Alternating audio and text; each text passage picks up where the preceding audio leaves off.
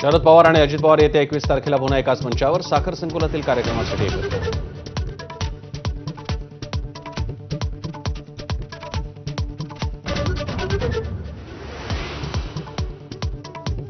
जालन्यात उदय सामंत आणि संदीपान भुमरे यांनी घेतली मनोज जरांगेंची भेट. तिघांमध्ये चर्चा, भेटीचं कारण गुलदस्त्यात.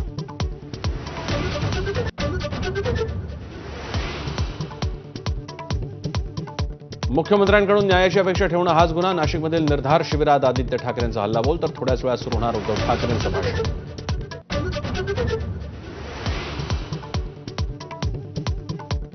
शिवतीर्थावर राज ठाकरे एकनाथ शिंदेंची बंद खोलीत पाऊण तास चर्चा. भविष्यातील संभाव्य युती, जागा वाटपासारख्या मुद्द्यांवर चर्चा. एबीपी माझाला विश्वसनीय सूत्रांची माहिती.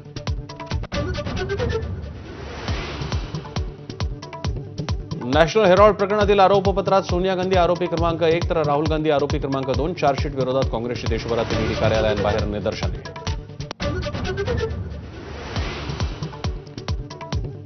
नाशिकच्या काठेगली परिसरातील अनधिकृत सातपीर दर्गा हटवला. कारवाई दरम्यान दगडफेकीत 31 पोलीस जखमी, तर शिबिरावरचं लक्ष दुसरीकडे वळवण्यासाठी दर्ग्यावर बुलडोझर. आदित्य ठाकरेंचा आरोप. अहिल्यादेवी होळकरांच्या 300व्या जयंतीला अजित पवारांना बोलवणार नाही. भाजप आमदार गोपीचंद पडळकर यांचा निर्धार. जयंती सोहळ्याचं शहांना निमंत्रण देणार असल्याची माहिती.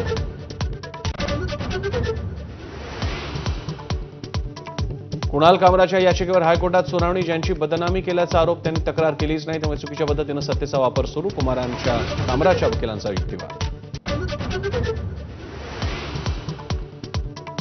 फुले चित्रपट निर्माते दिग्दर्शक राज ठाकरेंच्या भेटीला. राज ठाकरेंनी ट्रेलर बघितला आणि प्रोत्साहन दिलं. भेटीनंतर अनंत महादेवन यांची प्रतिक्रिया.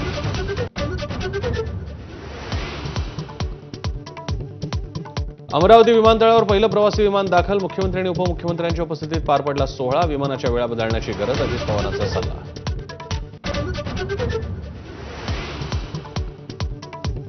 मुंबई मेट्रो 2B मार्गावर चाचण्यांना सुरुवात. डायमंड गार्डन ते मंडाले असा 5.5 किलोमीटरचा टप्पा डिसेंबरमध्ये सुरू होण्याची शक्यता.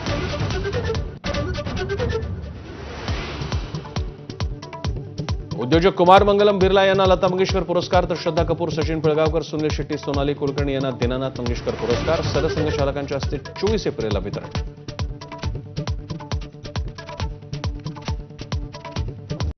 Headlines brought to you by Chitale बंद.